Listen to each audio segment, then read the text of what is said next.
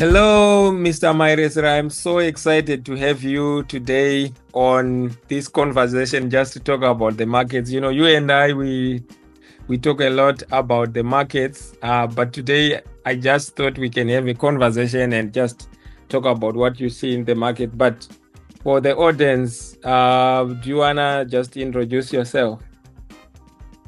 Yeah, I did economics and then I'm a CPA, Canadian CPA, taking the CMA stream, Yes. Certified Management Accounting, but I consider more as a CPA. I like investing. I've been doing this probably since 2008, so it's been a long time, Yes. you know. So I like investing. You know, you and I we talk a lot about the market, but I'm just curious, like when you started investing, like what was the most exciting thing about the markets, about investing that you like to share? Well, I don't know if I'll say the most exciting about investing that I wanted to share. It's something that I wanted, like, was very passionate about Yeah. when I was still in school. So I always wanted to do. I wanted to be the trader, Yes. but I never got the opportunity to do it. So when I moved to Canada, I did Canadian securities course, Yes. hoping to get back into investments, or Yes. not to get back, but to get into investments. So still, I didn't get an opportunity. So lucky enough with internet, Yes. you know, with the opening up of markets, Yes. I never knew that I'll get that opportunity to do it on my own. So Wow. I started to do it, Yes. and that's why I got the adrenaline, from trading. It's something that I was passionate about. So it was really good that I got that opportunity to do it on my own. That's very interesting. So today is Friday. We are recording this, and it's 11 October. And I can, like share on the chat here. I know you like Microsoft stock.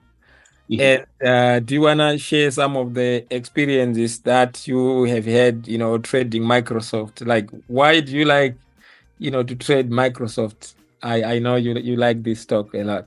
Yeah, it's a company, like, it's strong. This is what we call a strong company, strong Yeah. fundamentals.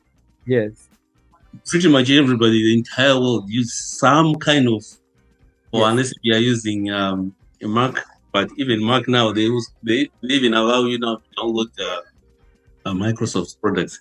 So everybody, pretty much the entire world, uses Microsoft. It's a Yeah. strong company and Yes. strong products. And now with what's going on with AI, Yeah. they are involved in a lot of things.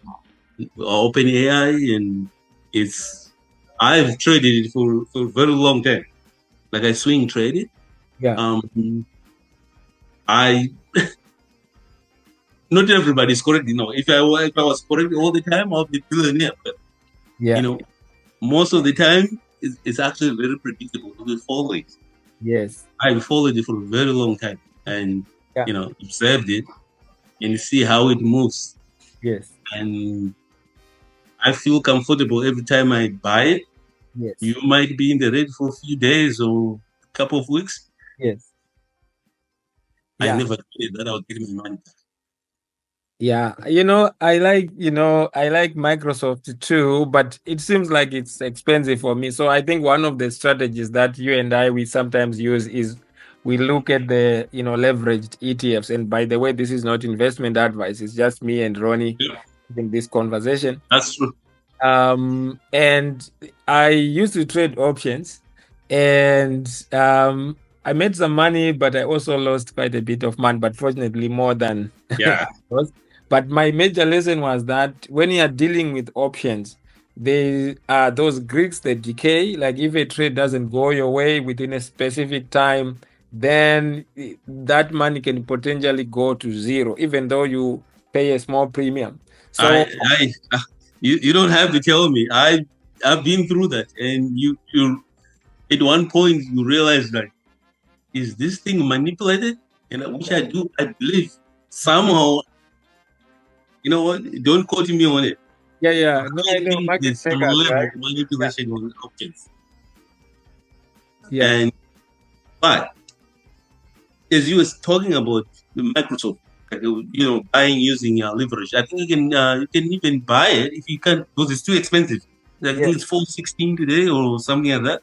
Yeah. It's very expensive, but you can buy the 2 times leverage ETF, which when you're buying is free. You don't have to pay when you're buying. Unless if you're in maybe in US, with the Robinhood or whatever. But Yeah. here in Canada, if you're buying in Canada, you have to pay the transaction if you're buying in normal stock. But if you're buying in ETF, it's free. If you're using Questrade, you don't Yeah. pay anything, so it's good. You can pay little as you go. Yeah. Maybe when you pay, it goes down, so you continue to average down. You don't have to pay anything. So Yes. that's really good. The good thing about buying using leveraged ETF. Yes, and I think for me that is, and I don't then worry about the decay to say maybe if you are the trade doesn't go your way for a couple of days and stuff like that, still, I know like it's not gonna go to zero at least unless the stock goes bankrupt. I remember the other time you told me about the story, like what was like the most exciting experience that we had, like during the spark movement, because you've been trading for some time, right? I know you used to trade and like on the sparks. You were a big fan of them, and then now they fizzled out.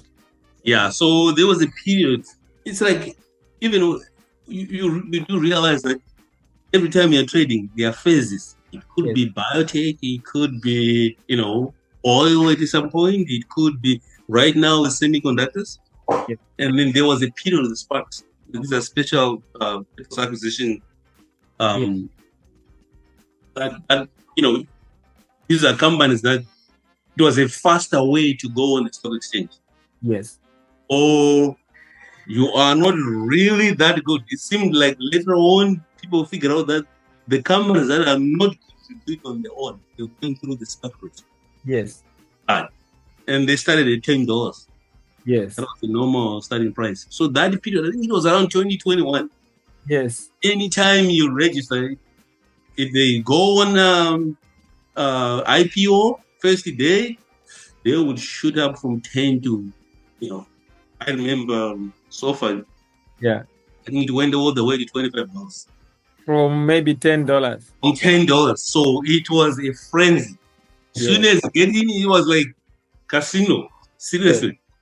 Yes. As soon as you put in, as soon as they go live IPO, I did the SoFi, I did Lemonade, I did Scott, I think it's did a Chinese IPO.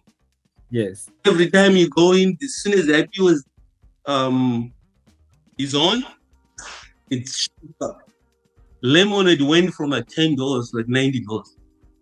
Wow. In one day. Wow. Unfortunately, I didn't use one of the tools that are provided, stop loss. Yes. It came all the way back down to $15. From $90. You had gotten in at what point? $10. Oh. All the way to $90 and came back down to $15. Take the profit. I get it. That's something that is interesting, Ron. Like I have learned, like sometimes I like to take some profits off the table to lock in the profits and using the stop loss. But more importantly, trading the things that I really understand. And we spoke about NVIDIA as well. That's the one lesson that I've learned using the stop loss. It's a very important tool. Yes. Put a stop loss. Yeah. The profit will be gone in a second if you don't do it. Yeah, it's available for you to use. You just have to use it. Unfortunately, unless if it happens overnight, you don't trade, overnight, and then the drop happens overnight. Then that's a different case. But it happens during the day. It's entirely on your fault. It's your fault. You have to put a stop loss. Yeah. I think another interesting thing is like I've been taking time to just look at the most mistakes most traders make. And it so happens that not putting a stop loss, trading everything, even things that you don't understand, And by just doing those things, like I've realized that I don't trade every day. Today, for example, I just traded Tesla. Quickly, I got in, I took a small profit, I was done. But this week, I would say I didn't trade actually this week, right? Because I mean, most of the securities that I trade, they are at a range that I'm not comfortable. Uh, Right. Yeah, that's a very good point that you're raising. When you're trading, try to trade something that you're comfortable, something that you know, yes, something that you followed, yes, stock that you have observed for a long time. yeah. I personally love, like I said, Microsoft. I love NVIDIA. I Mhm. followed NVIDIA for a long time. I know how it moves. Yes, I know how Microsoft moves most of the time. Like I said, if I was a 100% correct all the time, I'll be billionaire. But sometimes you miss, but generally, I know how it moves. So, NVIDIA, why do I like NVIDIA? Because of volume. yes, it is. That's one thing, but Yes, fundamentals as well. yes. Right now, they're Uh-huh. just talking about the black hole chip that it's actually sold out for 2025. Yeah. Like that's insane. You think that a company's product is sold out for 2025? They're not taking orders anymore. They don't Yes, have the capacity to produce it. So fundamentally it's strong yes, and the volume is insane. So if you are trading, let's say you're doing swing trade, even day trading, you want to trade something that is volume or yes. something that you have taken time to observe and follow. Don't just get in. Don't just jump in. Don't just jump in. And also, you're gonna have to use tools. Yes, So many people wonder why I just bought this stock and now it's down. Like, what happened? Okay, probably the reason that happened. You bought when the RSI rate was oversold, exactly. over 70. You can't buy when something's oversold. When it's oversold, it's time to go down. So you need to use technicals when you're buying. You don't just get it. I'm gonna share the screen let me quickly just illustrate that point. Let me just use NVIDIA, your favorite, one of your favorite, right? Yeah. Like to just indicate that. So what Ron is saying here is when I'm trading, I like to buy. How come my RSI here is not? It's not there. Okay, good. I use this, like so. Yeah. It has nicer chart. So if I look at Nvidia, what I can see, you see, when the RSI relative strength indicator, this is the thing, right? When it is below 30, it means Yeah. that stock is It's over oversold. oversold, right? So what happens when it's oversold? Most likely it's going to go up. So Yeah. if I'm looking at, let's say, a 1 minute chart, I'm trading on 1 minute chart. Right. This bar means what happens in that 1 minute, right? It's a bearish candle, this one, and this is a bullish candle. So it's also important to understand the candles, right? But now, each time this stock comes Right. to So you look at the overbought yes, right here. Like it's yes, right at the top. Just over 70. That's when it was right at the top. yes. So when it's overbought, what is it? What's the next move? So we Time take to sell. profit. Take profits. Time to sell. So now many people make mistake. If you're new to trading, Yeah. you buy at that point when it's overbought. Guess what? It's like why am I stop going down now? That's why it's going down. Yes, Put people are bought it taking right at profit. the top. So this is interesting, and I've observed it Mm. over.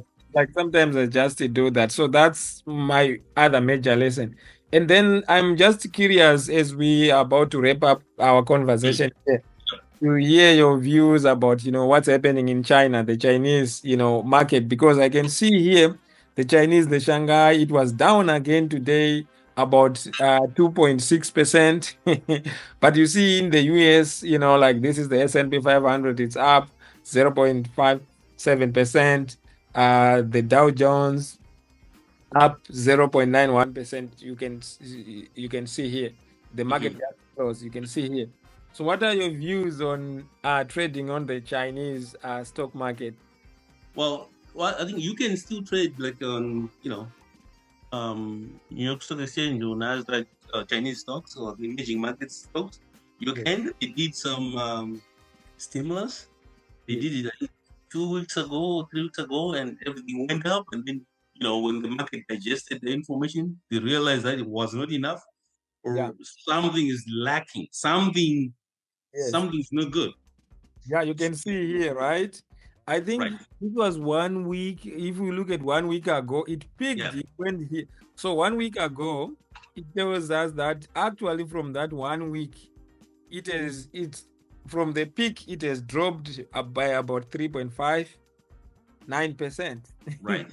So a lot of people now they jump in, and most likely some people got at the top. And once I see on CNBC or those platforms the big hedge funds saying, "Oh, there's money to be made," it means a lot of Mhm. retailers, if they are not careful, then they jump in. Once you see something on the news, you are Right. the one who told me this.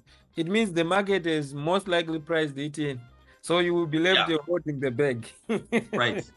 So there's some fundamental issues within the economy itself, but they have, the central bank opened some, swap facility Yes, for financial institutions. But like I said, when it peaked, when the yes, market digested the information, that's not enough to deal with the problems that China is facing right now. yes, And also, like, there was actually another issue that happened a few days ago, and that's where my problem is with emerging markets. yes. I traded Didi. It's like Uber of China. And Yes, actually, Uber, when they did the IPO, yes, Uber itself had yes. 7% ownership in that stock. So I thought, oh, this is a good one. Let Yeah. me get in on the IPO. From my experience with the Sparks and the most IPOs like in 2020, 2021, I thought I'm gonna get in. What It's was a it? huge What's market. the ticker name for it? Is Uber what? No, I think it's Didi. Did it? Didi. If I'm forgetting the Yes. Okay. Uh, okay. right. You are forgetting the ticker name, right? Yeah, it's been some time now, and you know what? I actually had to, you know, That's okay. delete it off of my head. I don't want anything to do with it anymore. That stock. Because what happened when I bought it, the after I think 2 weeks or so, and the Chinese government, you know, did something, and some of the executives were arrested. And you know what happens to the stock when there's Plummet. issues with some, leadership and the government. So Yes. I'm like, you know what? I take my loss. I got up. That is one. I also had an experience with another emerging market, Yes. and this also I can blame it to emotional attachment. This Yes. is South African So energy stock. yeah. That was 2008. Yes. You know, they were having some energy issues, and I'm like, you know what? Maybe this will make the South African government invest more in energy. So I bought that stock. Yes. When I bought it, it was $10,000. Actually, that was my first experience in really trading. $10,000. Guess what? By the end of the year, it was zero. Zero.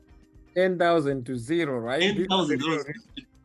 What did it do to you as a person, like when you saw that move down from 10,000? Yeah. It put me 10 years behind. For 10 years, I didn't trade. You were scared because of that experience. And then I'm like, why should I do this? Someone just gonna take money away from me. Well, it was my fault Yes. because I used emotions to do it. You don't have to use emotions when you're doing this. They don't even nobody knows about me. That my 10,000 is nothing. The full company, the whole company. Yes. Or if you're buying a stock, let's say you're buying Microsoft or Amazon, what is your 10,000? What is it gonna do? The small drop in an There's ocean. no drop. They don't even know anything about you. So why should you be attached to that stock? Yes. That's why when you see profit, take profit. That's You my rule. And no emotional attachment. see, See look at it. profit, take profit. Take profit. You don't even know anything about you. Yes. And I think even Warren Buffett mentioned that. But another interesting thing, Ron, that you brought there is that I think if you should take lessons, educate yourself. So for Yep. me, I just sometimes, like just read widely what's going on, Yep. particularly if I want to put my mind in there. You see, this is the chart for Tesla. I know you are not a big fan of Tesla, but today, after the We Robot event, the stock Yeah. actually plummeted. Actually, Yeah. today it went down. You can see here 8, almost 9%, right? But this is a normal fluctuation. Sometimes stocks go up and go down. But for me, these are some opportunities that I like. Like if it's a stock that I follow and it drops, and usually the market overreacts, right? But you can see today it had a downward trend, right? If you look at it here, it opened at these almost at these levels. But let me just put a 1 hour. You You can. know, I like bringing Tesla here because I have a long history with this. Tesla Oh, actually put me in a position to be able to do what I do today. yes, I gotta be honest with you. But yes, for 6 months, yes. I did not sleep well. Why? For 6 months. Because when I bought it, it started to go down. That was, I think, 2020 or 2021. It started to go down when I bought it. Yeah, 6 months, yeah. I did not no recovery. And I had put in a lot of money there. That, with what I Maybe, had, that was a lot maybe of money. around maybe around this time, right? It was, and it was almost like 90% of my portfolio when I Wow. did it that time. Six Wow. months under. Fortunately, did you sell? So after 6 months, it recovered, but it had left a damage in me. I was damaged. Yeah. Every day I woke up 4 a.m. I look at the pre-market. Like my body worked like forward, looking at the pre-market. 4 a.m. I look at it. Some It's catch-up like down. news or something. So that's what I goes with that experience, even though I go down with the profit. Yes. The experience of 6 months of waiting, Mm-hmm. seeing my portfolio under. Yeah. I don't want anything to do with it. It's too volatile for me now. I I don't want think anything to do with it that's a anymore. good thing, though. In the sense that you took a lesson from that, and now you realize that I think it's very, very important to wait and to understand when to get in and when to get out. But I'm glad in that you didn't sell, because now most people they sell at the bottom. So now imagine if you had Yeah. a big I position. actually made the profit. It put me in a good position actually because I made the profit. Yeah. It's quite a significant profit. So on another point, I said it's too volatile for me. I only did, I mean in terms of on the downside. Yes. But for someone who is doing trading or swing trading or whatever, it's actually a good stock because it is enough volume. Yes. Two, it is enough volatility. So if you know when to get in and when to get out, you can actually make good money there. Yeah. You see today, I Yeah, think I all got those swings. yeah, yeah. I think I got in around here and took some profits for my Yeah, trade. But the thing, it was not a very super big percent. But for me, I'm a small retail trader. If I yeah. make a couple of $100 or a few dollars, that's it. But I'm a little bit nervous to sleep, like with my money in some of these stocks if I'm trading and if I have a big position. What And one advice I would give to anyone who's doing, yeah, trading is focus on companies that have volume. yeah, Like Tesla, we're looking at. yes, The last few days, it has been for companies that, like for me, when I look at it, I look for companies that are plus $5. What I yes, mean by that is like the stock price that is over $5. I don't want to trade with stocks that are like $1 or below dollar because they and might have insane volume. They've been split several times with billions of shares.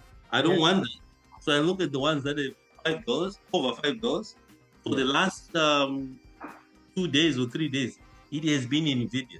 NVIDIA yesterday, the volume was 240 million. The yes, next was Tesla, I think 42 million.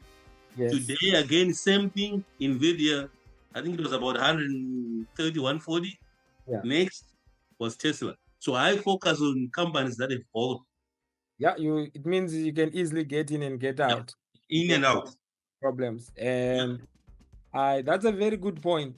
So that brings me to another point. Like for me, I did trade penny stocks. I made some money, but I also learned that it is also difficult sometimes to get out of the position. So Yeah. you pick up, There's no volume. So that volume might happen one day.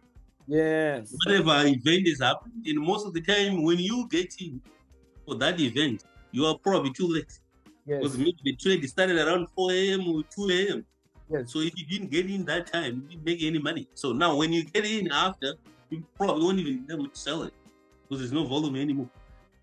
Yeah, so I think that's interesting because now I then streamline specific companies that I trade. But now maybe for someone who hasn't traded, what do you need to get started? Because someone might say, "Oh, okay, maybe I need a lot of money to start trading." What are your views on that? It's not a lot of money. I think you can, for someone who hasn't done it, Yeah, I would probably look at the S&P. yeah, S&P, it doesn't, because if you do the way I did it, like I yes, said, I started with the energy stock. That was actually based in South Africa. yeah, Took the money away from me. Yes, with the S&P, you're not going to lose your money. yeah. S&P generally is gonna probably go up. A basket of the top 500 Top large 500. capitalized companies from different sectors in the US. Yeah. So the other company, one company may go down, 50, 10 or 5 or 15 are going up, or Yeah, 100 are going up. So you don't have to, you know, it helps you to get into the market. yes, It gives you a little bit of confidence that it's actually possible. yes. The worst thing is to actually stay out of the market. People are making money, are collecting money. Like, why don't you just go in as well? Everybody's doing it. All the pension funds, that's where they are. You know what? You need to get it. Don't Yes. miss out. But educate yourself first, and that's Educate what I yourself do first. when I do the coaching. And sometimes people are like, why should I pay money to do this? I I do this more like full time. I have the time, I have a bit of background, I have the experience, and of course I'm learning every day. But the thing is, in most cases, sometimes people may say, okay, I don't want to pay consultation fee, and they end up losing a lot of money because they are just jumping in without an understanding of where they're E- putting in their money. Educate yourself. I think that's the main point because, like I said, I had, when I did the sparks, Yeah. I knew how to do it. But there were tools that, especially with the stop loss, that I should have used. I did not educate myself to use those tools. Yes. I should have used, and I probably would be, would have significant amount of money if I used those tools. Yeah. So educate yourself, know what tools are available to use when you're doing the trades. But for a starter, try to focus on the bigger market, which like the S&P, so Yes. that you don't lose your money. Yes. And I actually remember that, earlier when we talked about TD Bank, like they got fined like Yeah. three billion dollars, other Yeah. things, Do you wanna just comment on, your insights on that? Like, what do you think, like, about investing in the Canadian banking sector or the banking sector in general? No, the Canadian banking sector is a very strong sector. It's the sector is well governed. Yes, correct. So there's no risk of default of or you losing your money if you deposit your money in the bank. But for TD is a different situation. They went to US, they experienced some significant growth in the US. Yes. But then, you know, they they, they, they, they even had like a motto of like a convenient bank for you. So Yes. guess what happened? Ah, Some, employees. criminals, some Yeah. Colombian drug lords and some Chinese people who were selling fentanyl Yes. started to launder their money through TT. Oh. So actually, their risk management was bad because they employees even communicated among themselves Yes. that this person is doing this, and this Yeah. person opening up so many accounts. They And knew at see. one time this Yeah. person actually came into the bank, Yes. individuals who were depositing, and he was watching, and the employees could see it. They did nothing. Wow. Now they've been fined $3 billion, $3 billion, and this is and the also chart for they TD. But for today, you can see here it's down 4.09%. You can see yesterday I think I know they were down $6. I think probably at least 10% yesterday. No. this is Um. yes. Yeah. So this was more on the risk management, it's money laundering. That's basically what happened. So they didn't even follow their own anti-money laundering policies. They didn't Yes. do it. Now they've been the Department of Justice, they put a cap on on the growth of the branches, so they can't increase number of branches in the US now. Ah. Terrible. Yeah, it's That terrible. was terrible. Wow. And I And can, I'm actually disappointed that the CEO said he's gonna leave next spring. Like yeah, but now you're after losing $3 billion. Why are you still there? you should go. Shareholders, Oh, should have been gone at the time when the news came out. Should have been gone. but maybe So, it's just for governance and just making sure that there's the smooth transition. right. But on the other side, they pay a good dividend. So just like most banks, they pay really good dividends. Yes. So, but there's limited growth for banks. Yes. It's like a mature industry. There's really nothing new, coming up. So when something is mature, like look at Pepsi or look at So, Pfizer. There's no growth. Pfizer came up with the vaccine, but this I remember when the vaccine started, Pfizer stock was $28. Today I think it's 29. yeah, let me check it out. The stock like Yeah, Pfizer. so even though they pay good dividends. It's Pfizer. Yeah, Uh, Pfizer. yeah. Not the The one. top, yeah, PFE. So today it was down 0.6%. But $29, if I look at 5 year, it is right? it has been grow. It is 5 years. During COVID, it went up Yeah. Okay. If I look because at of 5 years, the vaccine, but it came back down to where it was now. oh, wow, it went to $60, Yep. and now it's at 29. So that means Exactly. you would have lost money. I Yep. mean, so this is my thing with having a like investing in some of these stocks like that don't really have strong fundamentals, right? With the idea of wanting to get dividends, but ultimately you end up losing more money because look at it, it went from down from $60 to $20. So even if you were getting dividend, like yield of like 4% or Right. 5%, still in the real sense, you still Just think of it. Someone bought it $60. Someone bought it. it has lost almost Yeah. 60%, right? 100. Now it's 30%. Like you lost half of your money. It's gone. If you sell. Yeah. Well, if you sell, yeah. Unless something, another pandemic happens, if we come up with something, Yeah. there's no hope of getting that money. Holding a bag. Yeah. For a long time, you'll be holding a bag. Massive bag. Probably tons of bags. So, so I mean, we say these stories and we're laughing, but that's Yeah. the reality of it. Yeah. That That's the reality. the possibility of losing money is real when you are When investing. you're holding an individual stock. If it was S&P, it wouldn't be like this. Yes, it would go down, Pfizer, but some other companies have gone up. S&P run as like so that for context for the audience to say S&P, I would just lay, you can access it through maybe exchange traded funds like SPY. So if I look at 5 years, you see there's an Yeah. upward trend here. And I think, Upward trend. yeah, I can even have a better picture if I use just Google Finance. You see that it can even give you for the past 5 years, right? Mhm. I can see that. I'm trying to learn to use the MacBook. So 1 point, it's 579, right? Yeah, You can buy the leveraged one. I think the leveraged one is like $100 something. So it's much cheaper than the SPX, 579. SPXL, right? Yeah, SPXL. But the Yep. leveraged, what it means, this is leveraged 3 times. It means if SPY drops by 3%, it goes down by 60. By 3 times. So that's the only risk of this. That would be what, by 90%, right? Right. So if it goes down 1%, it means it's 3% on this. And down. If it goes by Right. 2%, it's 6%. But Right. conversely, if it goes on the upside, Yeah. Goes up 1%, it goes 3% on this one. so it now depends on your risk appetite. But But generally it's S&P, I wouldn't be worried.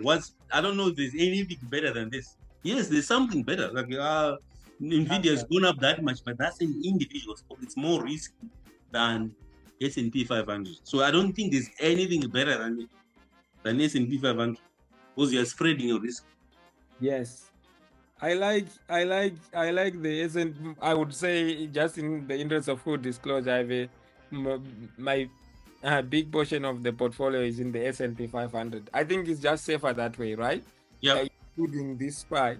But the thing is, like, for SPY, I don't really like. I believe in time in the market. Each time that it drops by 5%, 2%, I'm just adding a few shares. And the good thing is, when using the broker that I use, I don't pay fees each time that I buy. Yeah. I only get to pay if I sell, and Right. it's much lower. So this is another way of, like, growing your money, because if you look at it, if I look at the SPY, the money would have really grown, like, Yeah, your portfolio will be grown. yeah, like 5 years. Year to date right now, Yeah. by the S&P 500, It's what, 22? It's what, 22%? 22, like 22.6. 23%. It means your money has, Yeah, your portfolio is grown. Like it's really it's that simple with SPY.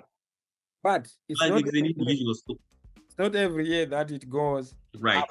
You can see here, this Yep. was in 2020, it dropped, but then it closed the year up, I think, Yep. 24%. But the thing is, like, over the long term, the trend is upward. It You know, trends upwards. You see, so In the long run, it trends upwards. yes, which is what I want if I'm investing for the long term like this. It means my money is growing. Hallelujah. Now compare it with the fiber. Yeah, you know. So it's the opposite, right? Yeah. So I think that's a very good point. And also, from my experience, my little experience over the past 5 years or so, I mostly focus on Canadian and US stock market because I'm in Canada. Most of the Yeah. things I understand, like how interest and stuff. I have tried to stay away from the emerging markets. Yeah. Personally, I do. Some people make money from emerging markets, but personally, I stay away from my money. I'm not doing it. Close to Focus the on Canadian stock, 10,000. mostly US stocks. For me, because of volume. That's Yeah. why I love US stocks. The volume. Yeah. It allows me to do whatever I want to do. I know if I want to get out, I'll get out easy. So that's why I focus on, and also remembering that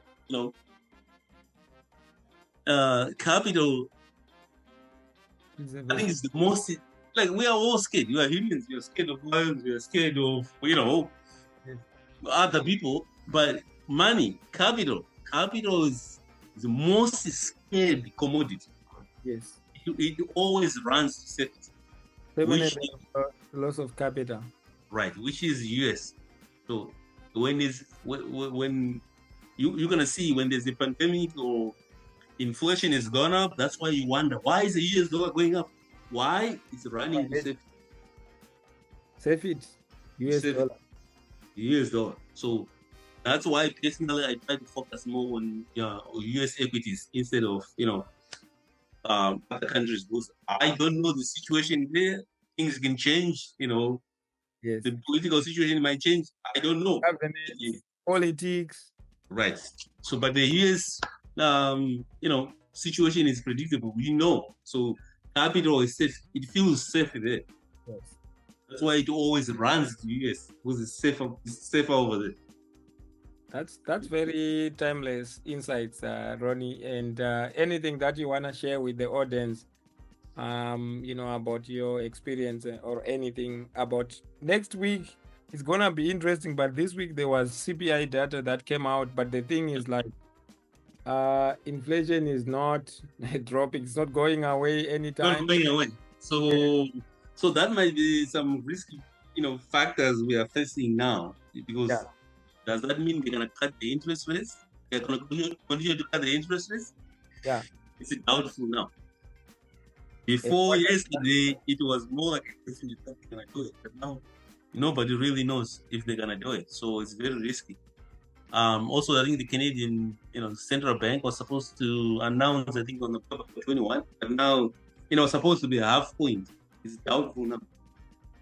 Right. So, this was the data, right? And the minutes, the Fed, they dropped the minutes. They basically their stance, the Federal Open Market Committee, they are saying it's going to be data dependent. Whatever they are going to do, they are going to look at the data, inflation, unemployment numbers. And what this means is that the prices compared to the previous month, they went, core inflation in this case, it went up by 0.3%. Right. That means they're excluding energy and food, right? Yeah. Yeah, but the thing is, each time that these data points come out, the market is usually volatile. So that's another thing that I look at before I even trade. Because if you jump in a trade and then they drop a Data drops. oh. It's almost safer actually to wait for the data to come out first. Yeah. Because if you do it before, you could go either way. You don't know. So, but now when the data is come, you see what the market is digested. You see where the market direction is. Then you get it. It actually could be a huge opportunity for education. Because if sometimes the market might drop, and then it's time for you to get in. As a trader, but also even as an investor, I think sometimes it's good to highlight that the way that I look at it when I'm investing, I look at the fundamentals and sometimes invest in the S&P 500 index through ETFs, right? That's a long-term thing, right? The short-term fluctuations, that's fine.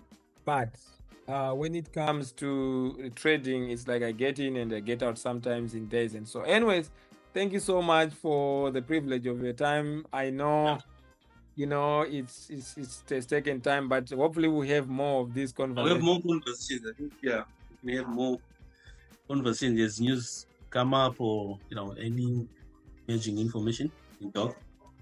Okay. Thank you so much, Ronnie. No problem. Thank you.